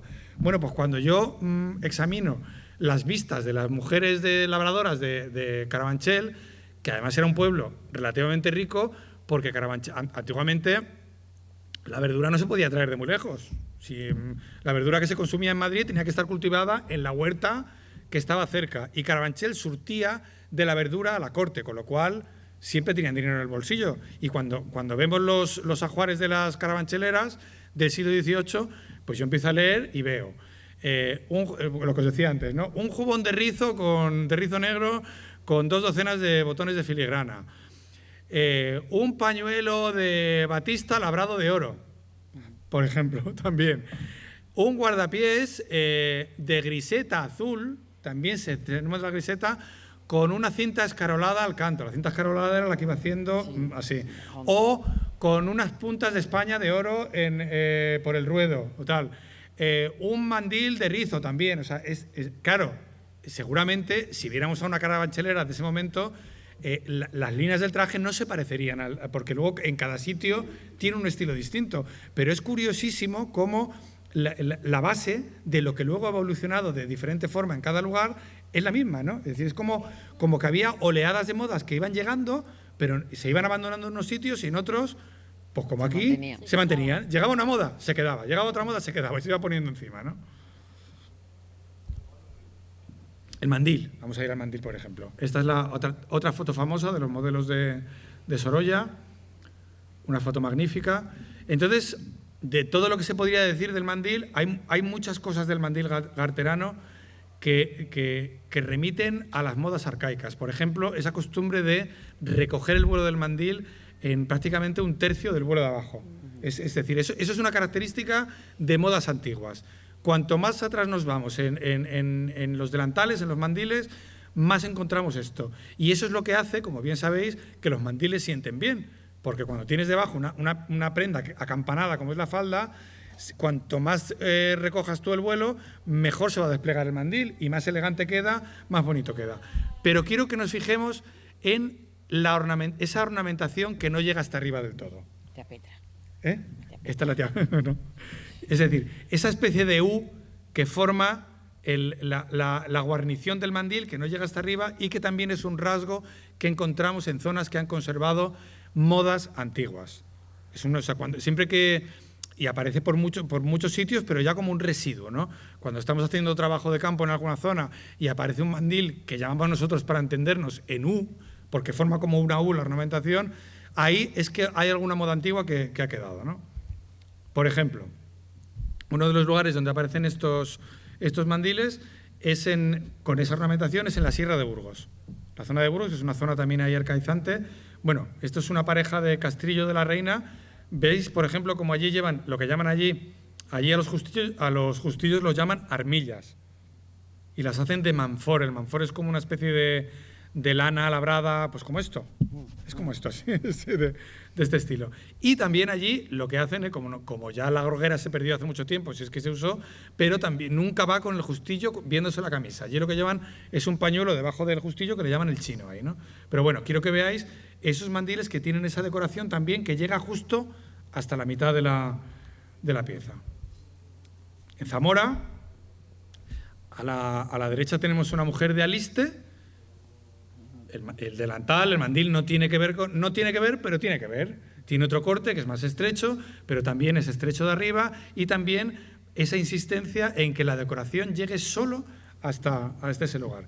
Incluso en Carvajales de Alba, a Carvajales le pasa lo que a la Gartera. La ornamentación es tan potente del traje que a veces es como que los árboles nos impiden ver el bosque. Cuando un profano ve por primera vez vestida a una novia garterana, esto dónde empieza y dónde acaba. Dónde empieza una prenda, dónde termina la otra, porque no somos capaces de discernir, porque no conocemos. Hay veces que hay que hacer un ejercicio mental, que es el que estoy haciendo yo ahora con vosotros ahora, que es como retirar la ornamentación, retirar todo el bordado para ver qué es lo que hay debajo, ¿no? Pues en Carvajales, que también bordan de arriba abajo, si nos fijamos, los mandiles también, si le quitamos el bordado del centro, del ramo del centro, también hay una disposición como esa banda en forma de U que va todo alrededor. Este es el mandil de velas del Barraco en Ávila, ya nos vamos acercando un poco más aquí. En el Barraco ya se vistió más últimamente al estilo serrano de Ávila, pero había un traje antiguo, el traje de rabo que llaman, que también constituye una pervivencia arcaica. Es con unas sayas abiertas, tipo los manteos, que es una cosa muy rara, con la montera en la cabeza, y con este tipo de mandiles que llaman mandiles de velas, que también tienen, aquí hay cosas que nos suenan, ¿no? Porque tenemos no solo la cinta en forma de U, sino también ese adorno de los claveles, mucho más esquemático que aquí, pero que también responde todo a una tradición común. También hay algo muy arcaico y muy antiguo de la gartera, que es esa costumbre de guarnecer no solo con bordados, sino también con cintas que se rizan, cintas que van en zigzag, todo eso también remite a una moda hispánica antigua. Y ya mucho más cerca, el mandil que se conoce ahora más del traje de vistas de Navalcán es otro mandil de cintas, pero han aparecido los mandiles antiguos, que son los que llaman mandiles de clavo, que también tienen, este es uno un poco más sencillo, que simplemente tiene otro paño de otro color un poco más oscuro, el que se conserva en el Museo del Traje, que lleva un picado, como el que hacen aquí en las colchas, sí. Y otro más de Roussel o algo así, pero que lleva también siempre insistiendo en esa forma de ornamentar que hace que no llegue la guarnición hasta arriba. Del pañuelo también me voy a centrar en una cosa que es lo que distingue a toda esta zona del resto. Vale, el pañuelo es la última prenda que se incorpora al traje popular y la última que se va casi. Había muchas zonas donde las mujeres... yo llego a ver mujeres con pañuelo en algunos pueblos, es decir, con el pañuelo ya negro, cruzado. También en algunas familias gitanas son las últimas que llevan también el pañuelo aquí puesto, es decir que... Pero el pañuelo llegó a todas partes, marcó mucho el traje campesino español, porque era lo que caracterizaba a la mujer española. Incluso en el arquetipo de la flamenca sigue estando el pañuelo, es decir, es como lo que gastaban todas. Pero en esta zona también había que distinguirse de las otras. Entonces, en lugar de optar por el pañuelo cruzado, que también, porque el pañuelo de oro va cruzado y los pañuelos que van por debajo, quiero llamar la atención acerca de cómo los pañuelos de merino, el pañuelo de Ávila, etcétera, en lugar de colocarlo así, se coloca como se colocaban primitivamente los dengues. El dengue, que es esa pieza que hemos visto en las asturianas, que va cruzada, no se documenta cruzado hasta ya el siglo XIX. Cuando aparece el dengue, era una mantilla de puntas largas que se llevaba, como en este grabado de una extremeña que vemos aquí, que es del año 1801, era una pieza, como una mantilla, que se llevaba con las puntas sueltas o con las puntas vueltas hacia atrás, que por eso entronca con la manera de llevar el pañuelo con el broche. Ahí también tenemos cómo en una prenda más moderna pervive una moda mucho más antigua. O sea, es como un juego de espejos y un juego de superposiciones que hace que no podamos decir de cada conjunto de la gartera, no podemos decir, bueno, pues esto nos remite al siglo tal. No, es que es un compendio.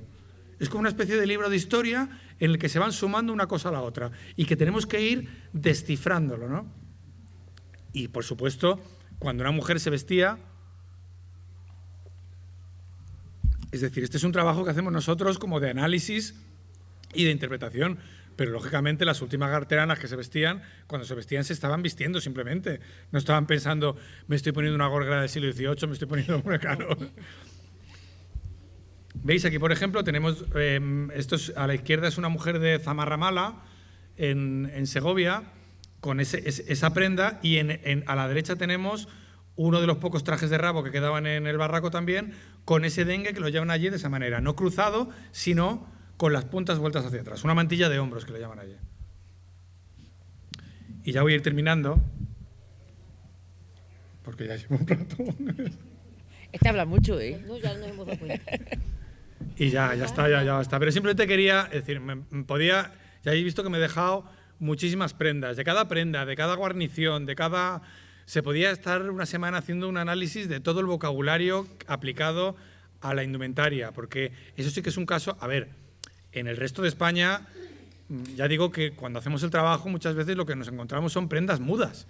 La gente las conserva en casa, pero de milagro saben cómo se llamaba porque se lo dijo la abuela, pero a veces ni siquiera eso. Dicen, esto está aquí y no lo sé. No saben lo que tienen. Seguramente, antiguamente todo tenía su nombre, porque pasa como con los aperos del campo. Cada cosa tenía su nombre. Pero el caso de la gartera, con que cada costura y cada puntada tenga un nombre específico, eso es excepcional. Y seguramente tenga que ver con el hecho de que, por las razones que sea, y probablemente nunca lo sabremos, se constituyera como un foco con esa obsesión por labrar. Es decir, se convirtió en un hecho diferencial. Había muchos sitios donde se bordaba, pero se bordaba un poco más comedidamente, es decir, pero que se convirtiera en una actividad y ya desde antiguos, es decir, que hubiera ese interés por transmitir dentro de las familias, es excepcional. Y eso probablemente es lo que generó esa terminología tan rica. Eso, se puede hacer un estudio filológico de todo eso. Se puede hacer un estudio de la procedencia, de dónde venía cada género. Por ejemplo, si nos pusiéramos a hablar de las guarniciones o de la ornamentación, se podría hacer un estudio de la historia de Europa. Porque cada cosa venía de un sitio. La gente tiene la idea equivocada de que un traje vernáculo todo se producía en el lugar. Pues no, ¿sabes? Es decir, un traje de novia de la Gartera, como tiene que ser, probablemente haya géneros que venían del otro lado del mundo. Pues sí. Era así, es decir, porque había ferias, porque la gente, es más, para un traje de gala se prefería el paño comprado al paño echado en casa muchas veces, porque el paño casero siempre era para una camisa fina, lo que llamaba el lienzo de botica, ¿no? Es decir, yo me he encontrado en inventarios de pueblos de la Sierra de Madrid, que ahora los ves y parecen, son pueblos de cabreros prácticamente, pues a lo mejor en el siglo XVI tocas francesas o tocas vizcaínas, quiere decir que había un comercio que hacía que el lienzo de Francia o de Vizcaya se vendiese en pueblos de la Sierra, ¿no? O sea que se podrían hacer miles de recorridos solo con la indumentaria de este pueblo, ¿no? Quería terminar pues con un par de cosas que son, por un lado, las mantellinas, aquí decís mantellina, ¿no? La mantellina, mantilla, las mantellinas blancas. La mantellina blanca es una moda que surge a finales del siglo XVII, pero sobre todo se asienta en el siglo XVIII. También lo vemos en muchos cuadros de Tiepolo, de las Majas, etcétera, pero en el siglo XIX son sustituidas prácticamente por las mantellinas negras, que aquí también se usan, sí. Pero en otros siglos en otros lugares desaparecen las blancas y solo en unos lugares, en unos pocos sitios, se mantienen las mantillas blancas, que también son una moda que podemos decir que ha tenido una vigencia de 300 años o 350, teniendo en cuenta que la moda, incluso la moda popular, es lo que más varía. Un cántaro probablemente tenga la misma forma desde hace 2000 años, porque la utilidad que tenía era la misma, pero la moda es lo que más varía, lo que más iba cambiando. Pues la mantellina blanca de la Gartera también es una pervivencia de una moda antigua. Tenéis a la izquierda una mujer de Ansó con la mantilla blanca, que era una mantilla que se usaba para ceremonias muy determinadas, porque entre semana se iba a misa. Era un poco como lo del guardapiés de arropar de aquí, que podía valer para ir a misa. Allí lo que llevaban era el bancal, que es una prenda muy primitiva, porque es un rectángulo de paño verde. O sea, ni siquiera tiene forma ya como la mantilla, sino que es un rectángulo por las buenas, según sale del telar. Pero aquí vemos varios ejemplos de cómo las mantillas blancas se conservaron o llegaron a muchos sitios. Si empiezo por arriba a la izquierda, estos son un grupo de chicas de Gran Canaria. En la isla de Gran Canaria y en Lanzarote también, pero sobre todo en Gran Canaria, la mantilla blanca se llevó prácticamente a diario para salir a la calle, porque ya sabéis que también se llevaban no solo para ir a la iglesia, sino que había que ir velada por la calle, hasta la guerra. Y todavía después de la guerra quedaba alguna señora mayor que las llevaba, pero antes de la guerra, en los años 20-30, era general. O sea, y la llevaban con la moda de los años 20, pero ellas iban con su mantilla. A continuación tenéis... Estos son unas mujeres en la procesión del Jueves Santo en Ibiza. Hay algunas que van vestidas a la antigua, pero otras a la moderna. Todavía en esa procesión es preceptivo ir con la mantellina blanca también, de bayeta blanca, con la cinta negra alrededor. La siguiente que veis es una mujer de un pueblo que se llama Iglesias, como suena, que está en Cerdeña, en el sur de Cerdeña. Allí le llaman, ¿cómo le llaman a la mantilla? Pues se escribe con GLI, pero se pronuncia mantilla. O sea, es que hasta el nombre que han conservado es el nombre hispánico también. Y es una mantilla blanca con guarnición azul. A continuación, esto es de la isla de Sicilia, es un pueblo que se llama Piana degli Albanesi. Es un pueblo que es lo que os decía antes de la isla. Es de cuando entraron los turcos en Albania, hubo una parte que salieron de allí y se asentaron en Italia y formaron pueblos que siguen hablando albanés, pero que es un pueblo... Están rodeados de gente que habla italiano, pero que hablan albanés. Pero como Sicilia también perteneció a la corona española, la moda de la mantilla blanca también se mantuvo allí. La vemos allí con la mantilla, que además, fijaos, es que la llevan también a la misma altura que la lleváis aquí, Sí. tapando el codo. Vamos por abajo a la izquierda, una mujer de Mojácar, esto es en los años 60, que todavía quedaban mujeres con lo que llaman allí la pañoleta, que también es allí sí que es en pico, pero todavía es la costumbre esa de salir con la mantilla blanca. A continuación, un cuadro de unas mujeres del norte de Cerdeña con las mantillas, una pareja de Fraga en Huesca, también con la mantilla blanca de ceremonia, y por último, una criolla filipina, también con su mantilla blanca. Fijaos qué curioso que coincide, también lleva un guardapié de cuadros y están al otro lado del mundo. Hay una moda común ahí que está interactuando y que aflora en un sitio y en otro. Y ahora sí, para terminar, quería hacer una breve referencia al guardapiés de arropar, se llama, ¿no? Sí, se llama. Al guardapiés de arropar. Esta es una foto, creo que es de la revista Estampa, ¿no? O de Blanco y Negro, algo así. Simplemente por llamar la atención lo curioso de cómo una prenda, o sea, en principio el uso de un guardapiés para arropar es común a todos los sitios donde se usan sayas fruncidas, porque la saya fruncida, me refiero a la que va cortada al hilo y fruncida, una vez que se pone de moda es imbatible.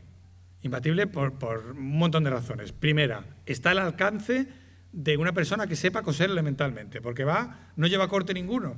Son los paños cortados al hilo, unidos y a fruncir. No solo eso, sino que es una pieza que, aunque esté hecha, se pueden reaprovechar los paños. Tú le quitas las guarniciones, le quitas el ruedo, descoses, y aunque la parte del frunce haya quedado un poco más arrugada, tú de ese paño puedes reaprovecharlo para lo que sea. Yo he visto en muchos testamentos, era muy común, mando que de mi manteo verde se quiten 2 paños para vestir para hacerle un jubón a mis hijas, por ejemplo. Porque claro, tú de un jubón que ya va cortado, tú si lo descoses te quedan las piezas del jubón, poco reaprovechamiento tiene. Sin embargo, de una saya que va cortada al hilo, tú la deshaces y te quedan las 4 piezas que según ha salido del telar.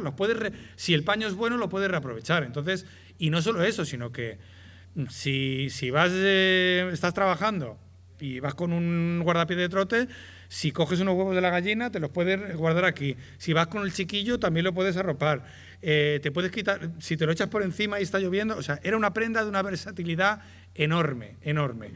Entonces, hasta el punto de que a veces incluso se cortaba, como pasaba aquí, un guardapié que era específico para arroparse. Y aunque solo fuera para arroparse, se hacía como si se pudiera vestir, con todo, igual, con sus ataderos, con su cosa. Y esto que puede chocar tanto, tiene paralelos en otros sitios. A la izquierda lo que veis, esta foto tan graciosa que parece la mujer de David el Nomo, estos son unas mujeres de la isla de Arran, en Irlanda, que también allí todas tenían, y además allí han seguido vistiendo las mujeres mayores también hasta cenada al estilo antiguo.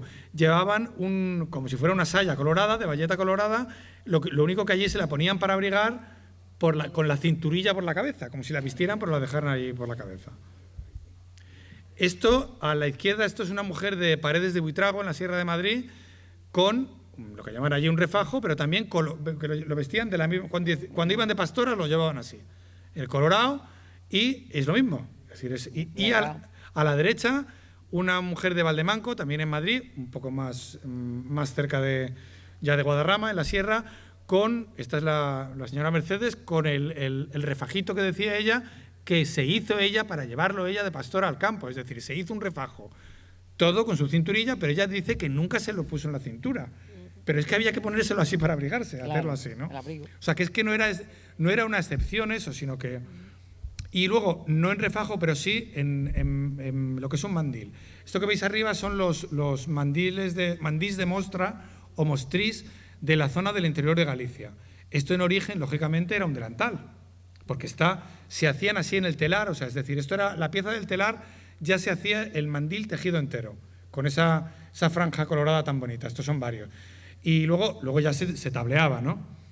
Pero estos perdieron el uso como mandil de cintura y se mantuvo su uso como mandil de cabeza. Si lo veis aquí en la foto de abajo, se ve en un entierro en un pueblo de Orense, y allí lo que se ponía era la cinturilla, en lugar del borde, la cinturilla por la cabeza. Una diadema. Pero durante mucho tiempo los tejedores siguieron haciendo el mandil y las mujeres siguieron cortando y confeccionando el mandil con los ataderos como si se lo fueran a poner en la cintura pero se perdió la noción de que se pusiera en la cintura, de tal manera que la gente mayor discutía que eso se podía, que esto jamás en la vida se puso esto en la cintura.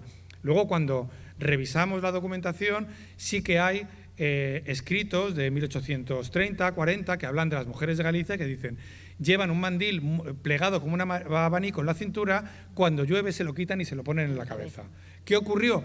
Que se perdió la memoria de aquello, y entonces hoy, si vas a decir, no, es que esto antiguamente se llevaba en la cintura, ¿qué sabrás tú? No sé cuántos, etcétera, ¿no? Pero para que veamos también cómo la moda no era estable, la moda iba cambiando, se iba pasando, y cuando rastreamos un poco es cuando a veces encontramos la explicación de los porqués de muchas cosas que hoy nos pueden chocar, como por ejemplo el por qué se cortaba y se cosía un guardapié específico solo para arroparse y que nunca se ponía en la cintura. Pues yo creo que lo voy a dejar aquí. Espero no haberos aburrido. ¿Qué correa tiene? Espero haberos por lo menos dicho alguna cosa nueva o algo que...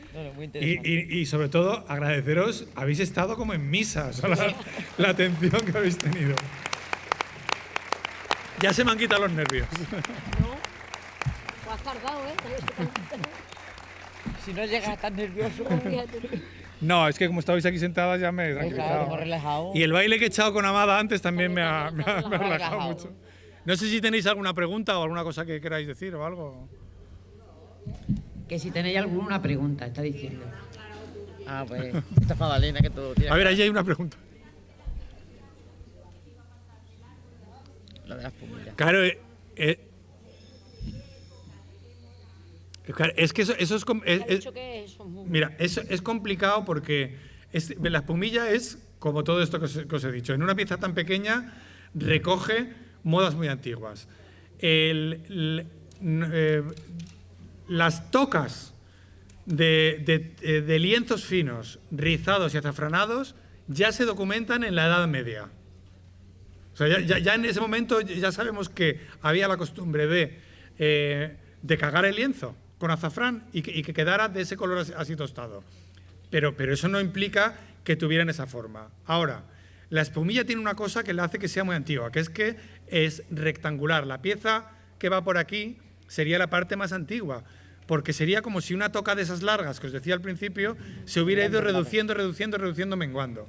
Y luego la parte de atrás, que es lo que recoge aquí, remite a las cofias, que también son muy antiguas. Lo que pasa es que probablemente su forma final la adquiriera en el siglo XVIII, que es cuando la cofia española se convierte en lo que luego hemos llamado redecilla, que es la de la goyesca, pero que su nombre propio en la época era cofia, porque la redecilla eran solo las que eran de red, pero las otras que eran de tela, que eran las más usuales, se llamaban cofias. Entonces yo creo que es pues una prenda, esto es una hipótesis, una prenda que remite a la Edad Media en última instancia, pero que al no dejar de llevarse, lo que va es como incorporando diferentes modas, diferentes estilos, hasta llegar ahora. Para mí, lo más antiguo de la espumilla es la espumilla en sí, el género con el que está hecha. Ese género rizado y en ese color, eso tiene más años que la injusticia. Pero vamos, hay una cosa, es decir, en indumentaria, y sobre todo en indumentaria popular, es muy difícil dar una fecha o dar un dato cerrado. Yo siempre digo que cuando estamos investigando cómo vestía la gente antiguamente, lo tenemos que dejar todo hilvanado, no cosido. Yo tengo que dejarlo hilvanado para el siguiente, porque a lo mejor viene uno detrás de mí que ha investigado y ha encontrado otro dato y va a corregir lo que yo diga. Pero ese es el método científico, por así decirlo. Tenemos que pensar que, yo qué sé, cuando estudiamos la historia es todo. Pensar solo en lo que tiene cada uno metido en su casa. No hablo ya de la indumentaria, sino las cosas que tenemos cada uno en nuestra casa. Los cachivaches, los cacharros, los muebles, los platos, los vasos, todo lo que hay en una casa. Bueno, pues cuando llega un arqueólogo, a lo mejor de las 500 cosas que hay se va a encontrar 2. Y con eso tiene que reconstruir el pasado. Entonces, como hay un montón de lagunas y un montón de zonas oscuras, nuestra obligación es solo sugerir o fijar de lo que estamos muy seguros. Por eso, cerrando un poco ya mi charla, es tan interesante la indumentaria de la Gartera, porque en la indumentaria de la Garterana está todo. No hay lagunas, no hay zonas oscuras, nos lo encontramos todo. Y nos lo encontramos todo con la información aparejada que le da sentido. Esto iba así, esto era así por de esta manera. Y no solo está todo con esa información, sino que están las técnicas para hacerlo. Sí. Que eso es importantísimo. Eso es importantísimo. Es decir, que todavía podáis ir transmitiendo, decir, bueno, la camisa se rizaba así, la pumilla se cagaba así, esto se contaban los hilos de esta manera, esto tiene que ir dispuesto así, esta encía se tiene que ver y esta no. Todo eso tiene un interés extremo, porque aunque sea una cosa que sea propiamente garterana, a los que trabajamos en otras zonas nos ilustra precisamente por ese carácter de paralelo que puede tener. Porque a lo mejor resulta que yo un día estoy investigando un protocolo madrileño y me encuentro, yo qué sé, una saya colorada, puede que me lo encuentre así, con una encía verde. Yo me he encontrado ya 7 citas a zapatos entrepetados. Fíjate, que era un término que hasta el momento solo se conocía por la tradición oral de la Gartera. Eso no quiere decir que ese zapato que yo me he encontrado anotado fuera exactamente igual que un zapato lagarterano, pero sí que me dice a mí que había una manera de adornar zapatos que se llamaba entrepetado y que si en la Gartera se ha conservado tanto el zapato como el nombre, probablemente algo tenga que ver. Es decir, me fío más de lo que se ha conservado por tradición oral que de estar averiguando yo con una sola anotación y sin una muestra gráfica ¿qué puede ser un zapato entrepetado? Aquí tengo una ilustración viva. Sí. O sea que, es decir, el mantener este patrimonio no es una responsabilidad solo con vosotros, como personas de la Gartera, la tenéis también con nosotros, por así decirlo. Es decir, el mantener el patrimonio es algo que no es solo para los míos, sino que también tiene que ver con el patrimonio en general. Por eso existe ahora ese concepto de el patrimonio inmaterial y esa trascendencia de patrimonio inmaterial universal. Cuando algo se declara así, tienes el deber de mantenerlo y conservarlo, no solo para ti, para los tuyos y los de tu casa. O sea, eso tiene un valor emocional para ti y es enorme, y es el motor de conservar eso. Pero tiene un interés también para gente a la que a lo mejor no conoceréis nunca, pero que vendrá alguna vez o leerá algo y se le abrirá un mundo a través de eso que se ha conservado. Lo conecta con otras cosas. Ahí está. Y ya está. Vamos a emborracharnos. Vamos a emborracharnos. Muchas gracias.